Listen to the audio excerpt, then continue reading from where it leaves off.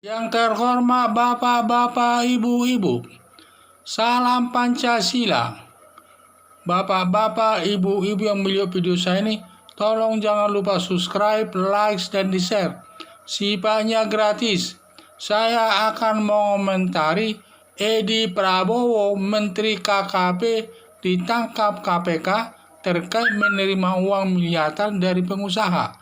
Jadi Menteri Edi Prabowo sepulangnya dari Honolulu sekitar tanggal 21 November 2020 ditangkap Komisi Pemberantasan Korupsi di Bandara Soekarno-Hatta atas perbuatan korupsi. Jadi saya lihat dia melakukan perbuatan. Menteri Edi Prabowo menerima uang dari pengusaha ratusan juta bahkan sampai miliaran rupiah terkait benih udang lobster.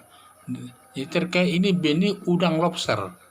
Atas penangkapan Edi Prabowo Menteri KKP bertanggung jawab semua perbuatannya katanya. Maka ia melepaskan jabatan Menteri KKP tersebut. Karena dia sudah melakukan perbuatan korupsi, tentu dia walaupun dia tidak minta, tentu dia jabatan menterinya tersebut harus terlepas sendiri, dilepaskan pemerintah. Kalau dia tidak mau melepaskan sendiri, ya nanti dilepaskan pemerintah sesuai dengan aturan hukum yang berlaku.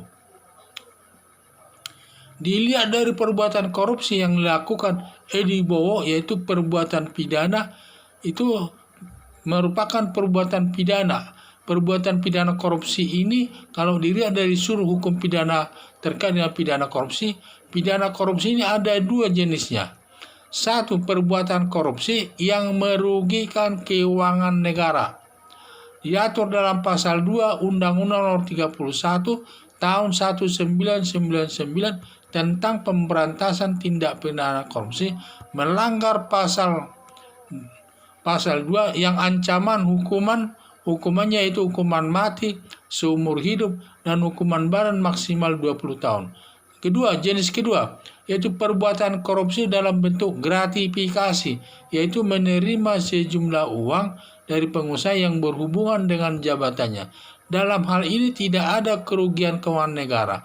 Kalau tadi jenis nomor 1 adalah itu korupsi yang merugikan keuangan negara. Sedangkan jenis kedua ini adalah merugikan korupsi tetapi tidak merugikan keuangan negara. Karena dia menerima uang itu berhubungan dengan jabatannya.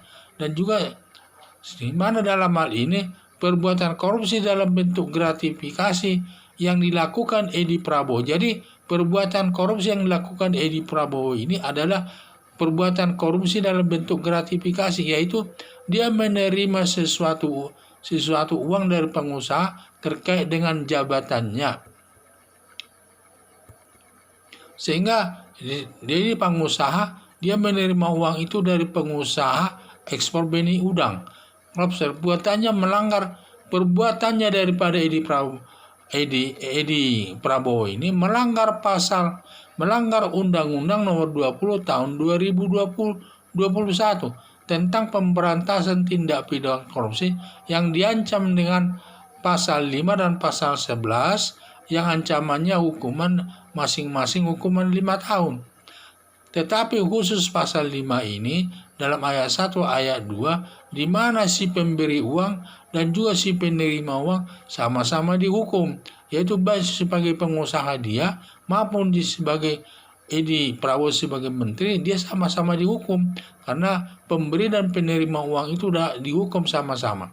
Dan juga dapat dituntut juga melanggar pasal 12 ayat 1 dan ayat 2 yang ancaman hukumannya seumur hidup atau hukuman badan maksimal 20 tahun. Jadi dalam pasal 5 sudah saya sampaikan tadi, dalam pasal 5 ayat 1 dan 2, penerima uang dan pemberi uang sama-sama dapat dihukum.